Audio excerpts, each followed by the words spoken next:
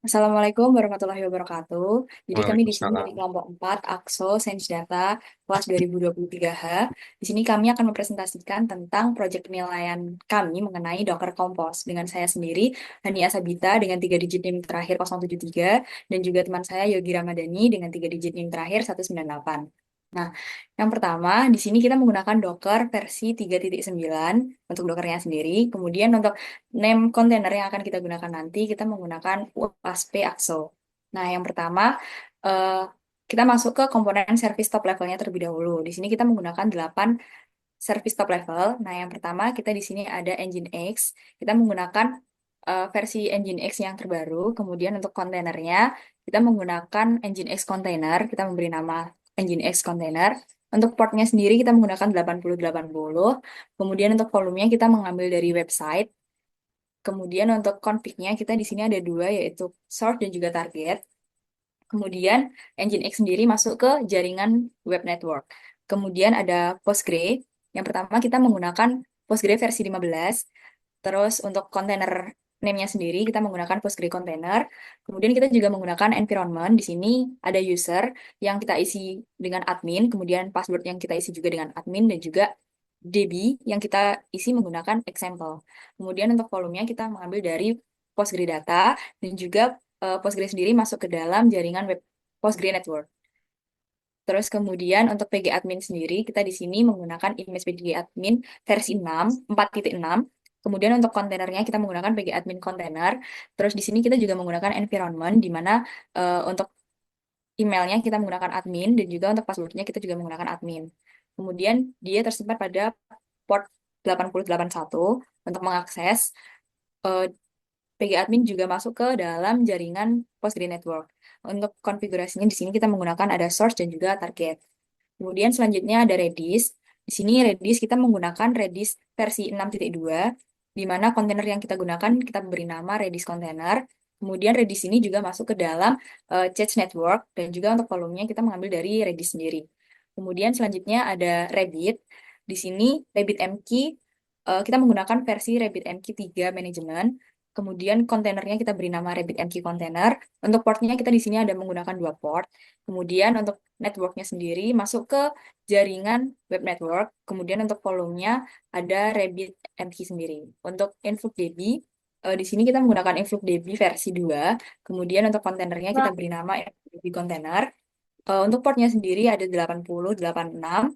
Kemudian volumenya kita mengambil dari InfluxDB. Kemudian InfluxDB ini masuk ke dalam jaringan monitoring network.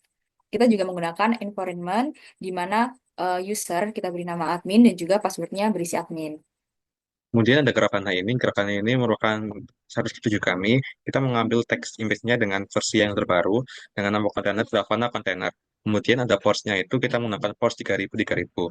Nah, Grafana itu sendiri itu masuk dalam jaringan monitoring network dengan volume Grafana data. Dan kita juga pakai environment untuk masuk ke ports-nya itu dengan login dengan admin usernya admin dan juga admin passwordnya juga admin.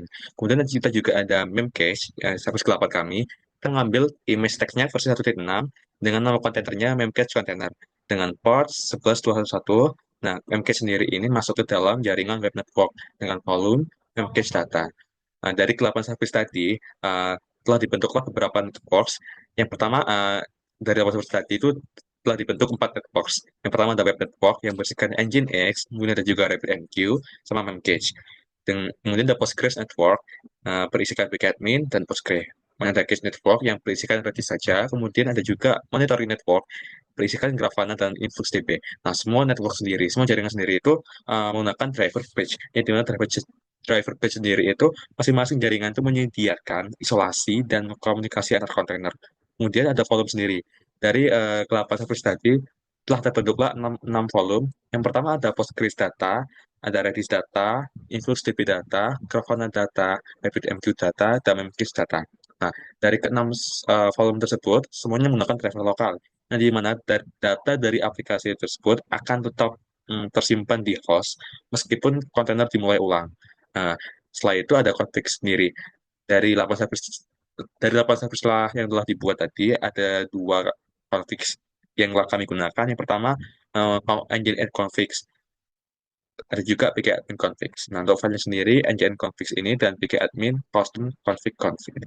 Kemudian setelah kita membuat sintak untuk komposnya, maka diperlukan untuk kompos kompos sintak tersebut dengan sintaknya Docker compose up.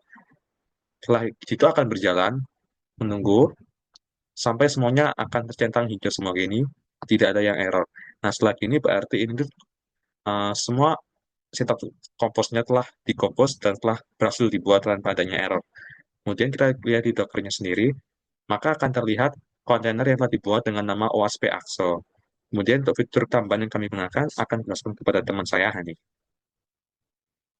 Baik, untuk fitur tambahan yang kita gunakan di sini kita yang pertama ada Nginx, di mana kita menggunakan folder website untuk membuat tampilannya pada Nginx tersebut. Nah, di website sendiri, di folder website sendiri, kita memasukkan foto dan juga indeks HTML untuk mengubah tampilan pada Nginx kita sendiri.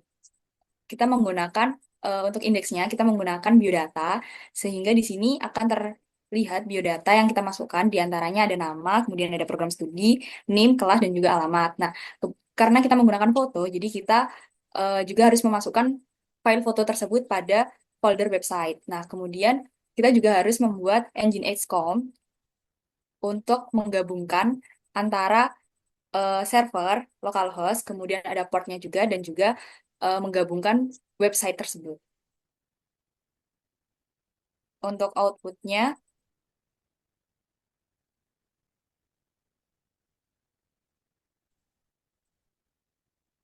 untuk outputnya seperti ini. Di antaranya ada nama, kemudian program studi, NIM, dan juga kelas lalu alamat.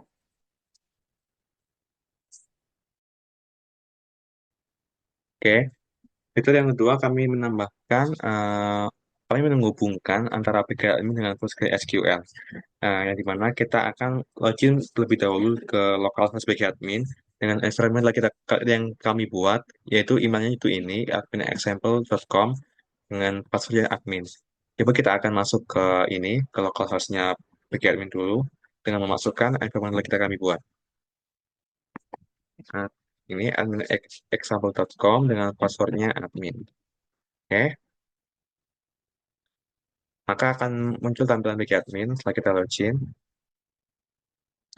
Nah, kita akan menghubungkan PostgreSQL.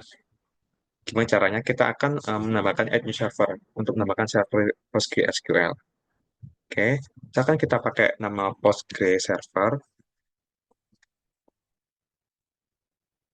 Untuk connectionnya sendiri, hot atau name address ini masukkan nama layanan yang telah dibuat di ini, yang dibuat di service dengan nama Postgres. Masukkan nama Postgresnya di hostname atau address, portnya sama. Untuk maintenance database ini yang telah kita buat yaitu environment-nya Postgres user admin, passwordnya admin dengan DB-nya example DB. Masukkan example DB. Oke, example DB dengan username dengan admin, dengan passwordnya admin.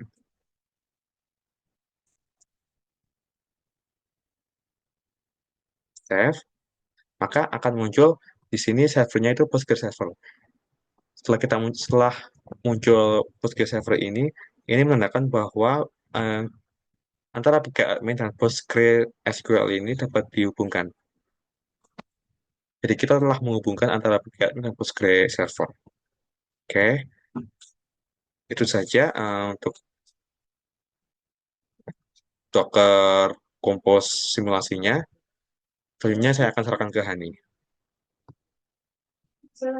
Baik, kami rasa cukup presentasi tentang proyek kita. Apabila ada kurang dan lebihnya, kami mohon maaf. Wassalamualaikum warahmatullahi wabarakatuh.